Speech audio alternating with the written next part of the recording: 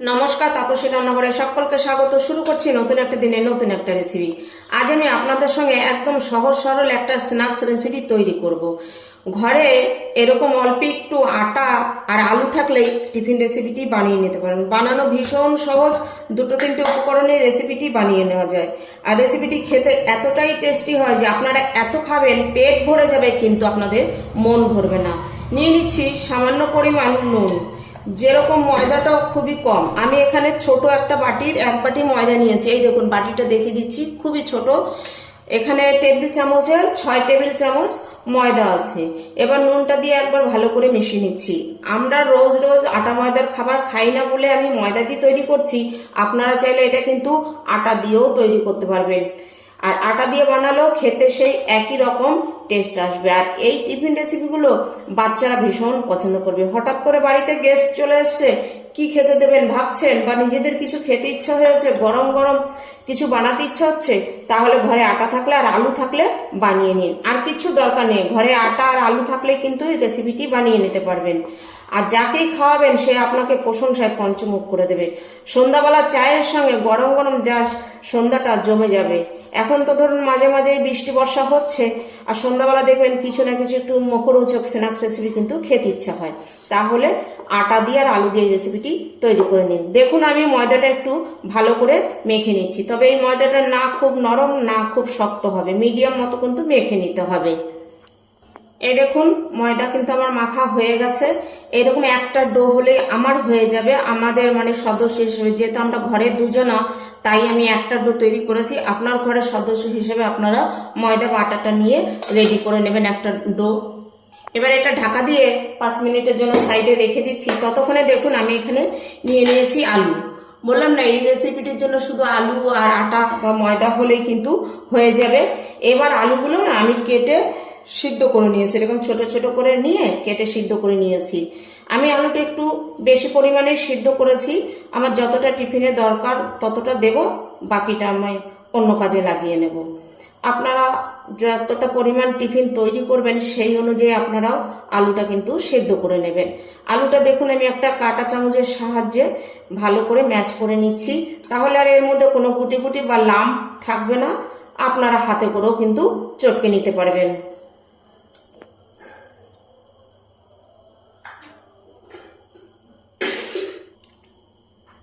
এবার দেখুন, আমি এখানে ম্যাগি মশলাটা দিয়ে দিচ্ছি।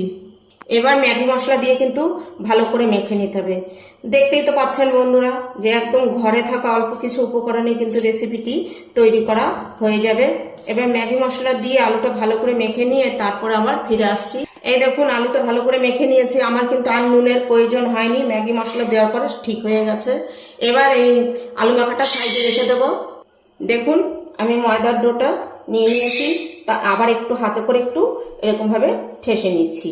এটা খুব যে একদম স্মুথ বা খুব ভালো করে মাখতে হবে সেরকম কিছু না, এরকম করে একটু মেখে নিলেই হবে। আর এটা কিন্তু আমি একটু বড় করেই বেলে নেব। আর ময়দার গুঁড়ি ছড়িয়েই দেখুন আমি বেলে নিচ্ছি। এই দেখুন, আমি এবার এটা কিন্তু বেলে নেব এরকম, মানে ময়দার গুঁড়ি ছড়িয়ে একদম পাতলা করে কিন্তু বেলে নেব। যেহেতু এর মধ্যে পুর দিতে হবে, তবে যতটা সম্ভব পাতলা করেই কিন্তু বেলে নিতে হবে।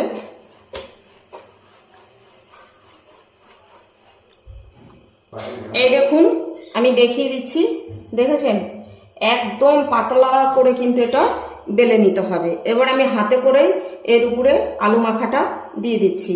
আলু মাখাটা দিয়ে এই হাতে করেই কিন্তু ভালো করে আমি পুরো এই রুটিটার মধ্যে ছড়িয়ে দেবো।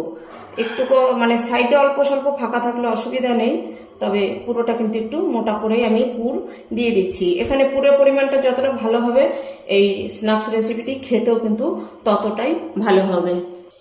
এই দেখুন, পুরটা ভালো করে দিয়ে দিয়েছি। এবার একটু আমার হাতের দিকে খেয়াল করবেন। এবার কিন্তু এটা একটু টাইট করে রোলটা করে নিতে হবে। এই দেখুন, আমি কিন্তু একটু টাইট করে চেপে চেপে করে নিচ্ছি। আপনারা আশা করছি দেখলেই বুঝতে পারবেন এই স্ন্যাক্স রেসিপিটি বানানো যে কি সহজ বন্ধুরা, আর হয়েও যায় কিন্তু খুব তাড়াতাড়ি, বেশি সময়ও লাগে না। অন্য স্ন্যাক্স রেসিপিতে যতটা সময় লাগে ততটা সময় কিন্তু এখানে লাগে না। দেখুন, কি সুন্দরভাবে কিন্তু মোটা করা রোল হয়ে গেল। আর এখানে আলুর পুরটা এতটাই বেশি আছে যে খেতে দুর্দান্ত লাগে। খুব সহজে একটা টিফিন রেসিপি। বাড়িতে কোনো গেস্ট আসলে মানে তাকে বসিয়ে রেখে তার সঙ্গে কিন্তু কথা বলতে বলতেই আপনাদের এই টিফিন রেসিপিটি তৈরি হয়ে যাবে। তারপরে দেখুন একটু হাত দিয়ে ভালো করে আলতো হাতে একটু চেপে চেপে এই পাশটা একদম লাগিয়ে দিলাম, তা না হলে কিন্তু ভাজার সময় খুলে যেতে পারে। এবার একটু খেয়াল করুন, আমি এবার দেখুন কেটে নিচ্ছি। একই মাপ করে কিন্তু সব কটাকে আমি কেটে নেব।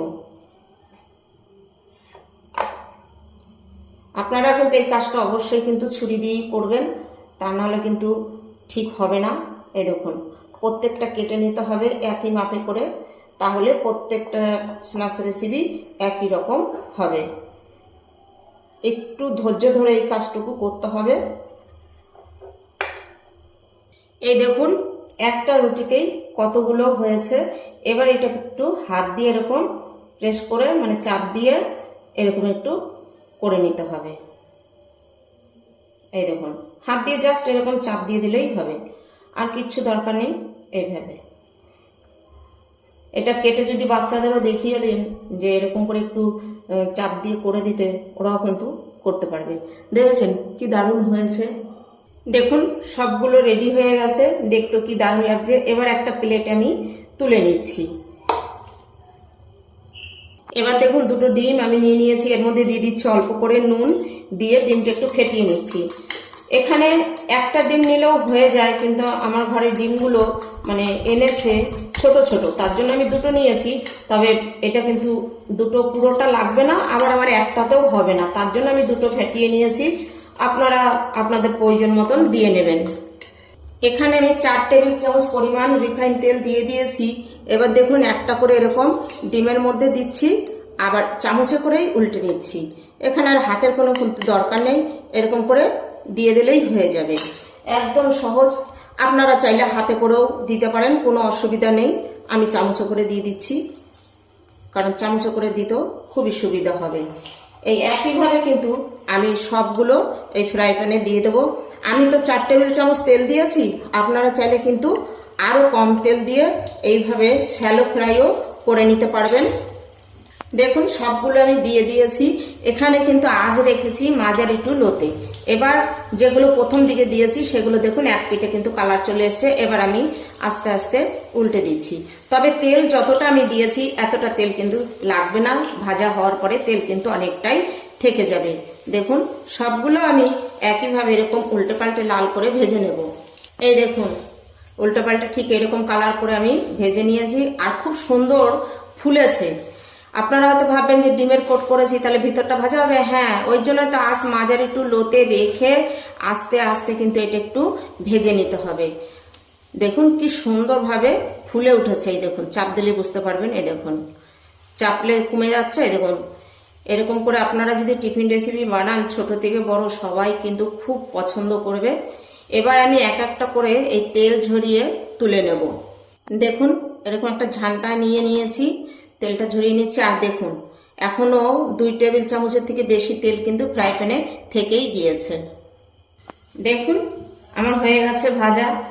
এবার আমি একটা ভেঙে আপনাদের দেখিয়ে দিচ্ছি। দেখুন ভিতরের যে ময়দার লেয়ারটা দারুণ হয়েছে, একদম পারফেক্ট ভাবে সিদ্ধ হয়ে গেছে, পুরোই ঠাসা।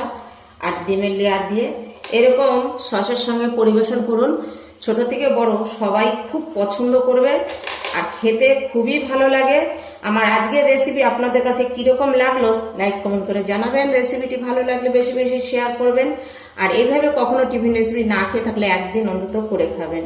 চ্যানেলটি সাবস্ক্রাইব করে পাশে থাকুন, পাশে থাকা বেল আইকনটি প্রেস করে নোটিফিকেশনটি অন রাখুন। যখনই আমি এরকম নিত্য নতুন রেসিপি আপলোড করবো পৌঁছে যাবে সবার আগে আপনাদের কাছে। আজ ভিডিওটি এখানেই শেষ করছি। ফিরে আসবো নতুন একটা দিনে নতুন একটা রেসিপি নিয়ে।